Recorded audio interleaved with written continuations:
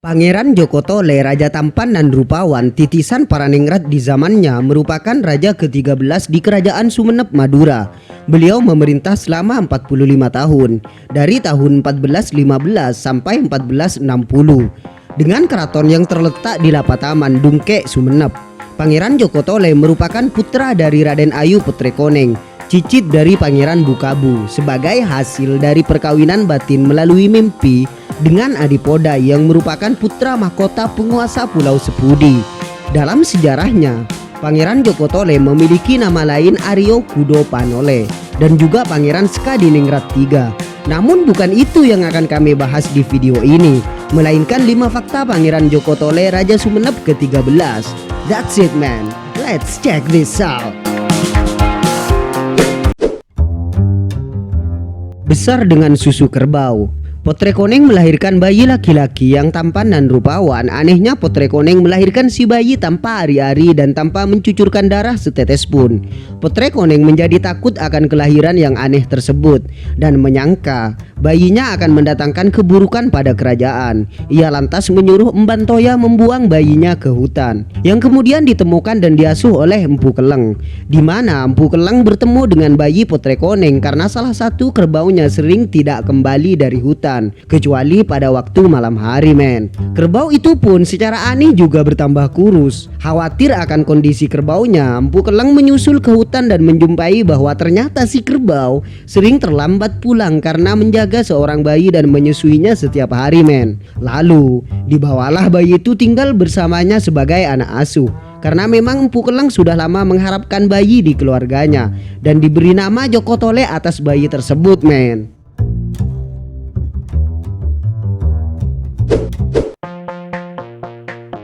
Membuat keris tanpa alat.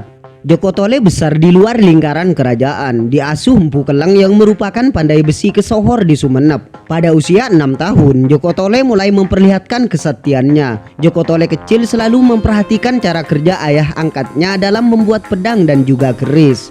Versi lain menyebutkan Empu Keleng membuat keris dan juga pedang untuk kerajaan Sumeneb. Lalu Joko Tole Moda mulai mencontoh cara kerja Empu Keleng. Namun beliau menggunakan lututnya sebagai alas dan tangannya sebagai palu, jari-jarinya sebagai jepit dan kikir. Ia membuat keris dengan cara itu men. Hasil dari pekerjaannya pun jauh lebih bagus dari buatan Empu Keleng. Sejak saat itu Empu Keleng menyadari bahwa Joko Tole bukanlah anak sembarangan. Empu Keleng kayak ngomong gitu dalam hati, boleh juga nih anak. Ya mungkin kayak gitu men.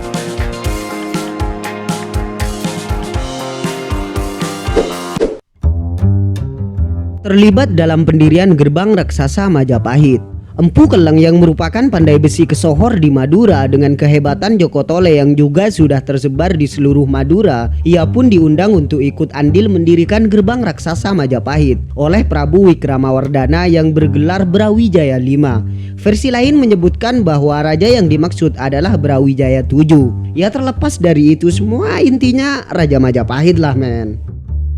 Di mana saat itu banyak dikumpulkan pandai besi dari seluruh penjuru negeri Majapahit. Namun siapa sangka dalam pendiriannya saat semua pandai besi angkat tangan, kecapean dan kelelahan, tidak bisa merekatkan gerbang raksasa tersebut, Joko Tole membakar dirinya dan kemudian menjadi arang. Jadilah cairan putih yang keluar lewat pusarnya. Berkat cairan itulah pintu gerbang raksasa Majapahit bisa direkatkan. Setelah itu Raja Brawijaya memerintah 200 prajurit kerajaan untuk mendirikan gerbang tersebut. Namun mereka pun tidak kuat mengangkatnya.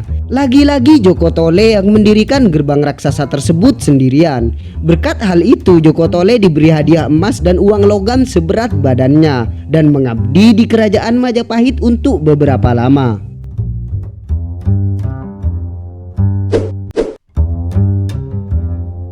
Menantu Raja Majapahit. Joko Tole menjadi menantu Raja Majapahit Brawijaya VII karena keberhasilannya memporak-porandakan kerajaan Belambangan dan berhasil meringkus Raja Belambangan dibawa ke Majapahit, sehingga Joko Tole dianugerahi satu putrinya yang bernama Dewi Ratnadi, putri yang buruk rupa karena cacar serta buta. Pernikahan Joko Tole dengan Dewi Ratnadi dilaksanakan secara besar-besaran. Tapi sebagian besar masyarakat merasa tidak puas dengan pernikahan tersebut. Pertama, karena secara fisik pernikahan itu begitu tidak imbang. Joko Tole yang sangat tampan menikah dengan anak raja yang buruk rupa. Selain itu, rakyat yang sudah tahu akan jasa-jasa Joko Tole bertanya-tanya, mengapa orang yang berjasa kepada kerajaan Majapahit hanya diberi hadiah putri buruk rupa, men? Untuk menghindari desas-desus masyarakat Majapahit yang demikian itu, akhirnya beberapa hari kemudian Joko Tole memilih pulang dan membawa Dewi Ratnadi bersamanya. Dan dalam perjalanan tersebut, Dewi Ratnadi sembuh dari kebutaan karena mandi di salah satu mata air daerah ujung barat Madura yang sekarang disebut Socah, yang artinya mata, dan cacarnya pun sembuh. Sehingga Dewi Ratnadi sesampainya di Sumenep menjadi wanita yang cantik jelita tanpa cacat sedikit pun. Ya kira-kira begitulah, men. Jadi Dewi Ratnadi itu kayak special one gitu, jadi cantik jelita ketika udah sampai ke Sumenep. Jadi kayak hampir setiap orang jadi terpana gitu. Who is he? That's a beautiful thing, man, you know? Itu kayak orang-orang mikir kayak gitu.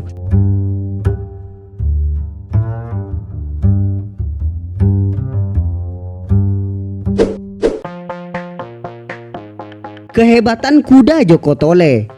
Kalau kalian pergi ke Sumenep, pastilah menemui banyak simbol-simbol dengan kuda terbang, layaknya Pegasus dalam mitologi Yunani. Bahkan simbol identitas Sumenep hingga detik ini ialah kuda terbang, yang merupakan kendaraan alias tunggangan Joko Tole yang setia. Yang mana si kuda terbang tersebut bernama Megaremeng. Dalam sejarahnya, kuda terbang Joko Tole merupakan pemberian sang ayahanda, yakni Adipodai, seorang petapa sakti dari tanah Sepuh Dewe atau Kepulauan Sepudi, Kabupaten Sumenep. Kuda tersebut bukanlah sembarang kuda, men. Hanya wujudnya yang berbentuk kuda. Namun ajaibnya nih, kuda ini bisa terbang, bisa menghilang, bahkan bisa berfungsi sebagai prajurit perang yang bisa mengamuk sendiri, men. Ya seperti Pegasus lah dalam mitologi Yunani, kayak ya Pegasus gitu.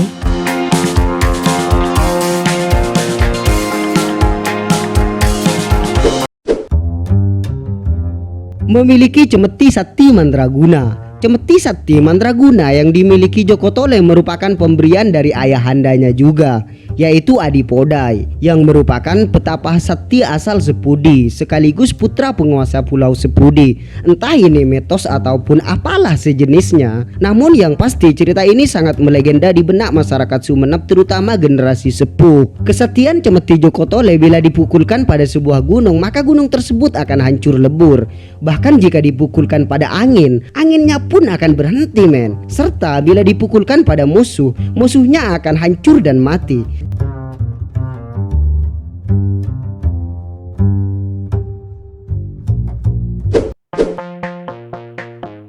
Berhasil membantai pasukan Cina. Ketika menjadi raja, ia terlibat pertempuran besar melawan panglima perang dari negeri Cina. Dalam babat kuno Meturo, Dempo Awang dikisahkan sebagai tokoh dari negeri Gingseng atau Cina. Ia disebut sebagai anak raja atau pangeran. Namun, sang pangeran memiliki sifat buruk. Dengan kesetiaannya, ia disebut membuat onar di beberapa negeri hingga ke tanah Sumenep. Kesetiaan Dempo Awang yang sepanjang perjalanannya tidak menemukan lawan yang seimbang, men, justru harus bertekuk lutut di kaki Joko Tole. Perahu terbang pangeran Cina itu hancur lebur, dibabat cemeti Joko Tole dengan kuda terbangnya. Tiang-tiangnya berhamburan menancap di beberapa lokasi, yang salah satunya di perempatan desa Pandian Sumenep, tepatnya di Kampung Pelar atau Tiang dalam bahasa Indonesianya ya. Beberapa masyarakat mengatakan bahwa cemara udang yang tumbuh berjejer menghiasi pantai utara Sumenep seperti Pantai Lombang konon merupakan ekspedisi Dempo Awang. Armada besar Cina yang disebut Dempo Awang dikatakan adalah Sampo Tualang. Versi lain nih, Sampo Tualang oleh sebagian masyarakat diyakini sebagai Laksamana Cheng Ho yang ditugaskan kerajaan Cina untuk melakukan ekspansi atau membina hubungan dengan kerajaan-kerajaan di luar Cina. Terlepas dari siapakah itu Sampo Tualang ataupun Dempo Abang, intinya ketika Joko Tole menjadi raja, memang ada serangan dari Cina, men, dan itu takluk dan bertekuk lutut di kaki Joko Tole, men, yaitu Raja Sumenep yang ke-13. Kira-kira begitu. Kalau memang ada versi lain bisa komen di bawah. That's it. Selaku peker. Bilahi dulu maka tentang colo masih berempat kali ulang.